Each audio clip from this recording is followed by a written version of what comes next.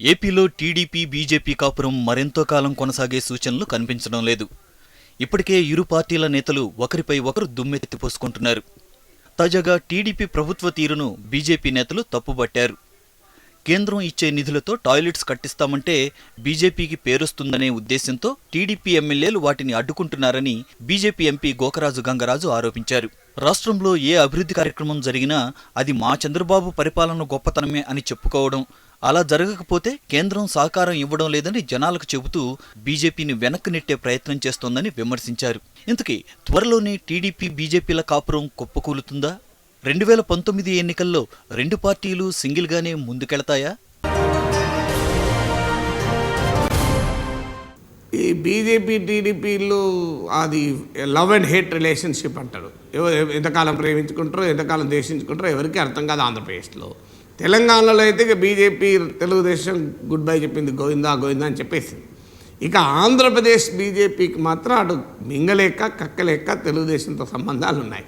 ఇప్పుడు అందుకే బీజేపీ వాళ్ళ తెలుగుదేశం ఈ రెండు పార్టీల నాయకుల వ్యాఖ్యలు చూస్తే అది బురద ఎండదు చెరువు నిండదు అని తెలంగాణలో సామెత ఉన్నది.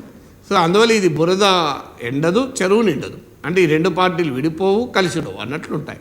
ఇది ఎప్పటి వరకు ఉంటాయి? 2019 వరకు కూడా ఉంటాయి. 2019లో కనుక చంద్రబాబు నాయుడుకి సానుకూలంగా ఉంటే బీజేపీ కలిసే ఉంటుంది, లేదంటే వెళ్ళిపోతుంది, వైఎస్ఆర్ కాంగ్రెస్తో కలుస్తుంది. పవన్ కళ్యాణ్ కూడా 2019 నాటికి సినిమాలు క్లోజ్ చేస్తున్నాను, ఇక ఫుల్ టైం పాలిటిక్స్లోనే ఉంటానని చెప్పి ప్రకటించేశాడు.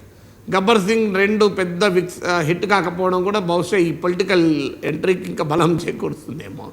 అందువల్ల ఈ ఏదో ఒక ఫ్యాక్టర్స్ పవన్ కళ్యాణ్నో లేకుంటే ఇంకెవరన్నా పట్టుకొని బీజేపీ కొంత అడావుడు చేయొచ్చు.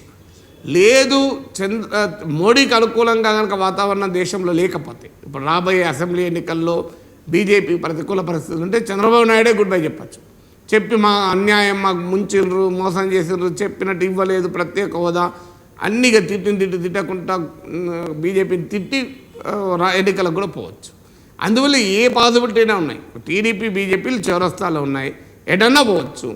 అందువల్ల అప్పటిదాకా ఈ ఎక్కడో చోట ఎవరో ఒకరు మాట్లాడుతూనే ఉంటారు. ఇప్పుడు ఇలా కన్నా లక్ష్మీనారాయణ గారు, గోకరాజు గంగరాజు గారు, ఇంకోరు, లేకుంటే సోమవీర్రాజు గారు, లేకుంటే పురంధరేశ్వరి గారు, ఇలా రకరకాల వాళ్ళు అంటే స్థానికంగా బీజేపీ టీడీపీతో పడని వాళ్ళు ఉంటారు. ఇప్పుడు పురంధరేశ్వరి ఉన్నారు, ఆమెను ఎన్ని చెప్పినా చంద్రబాబు నాయుడుకి అనుకూలంగా మాట్లాడలేదు.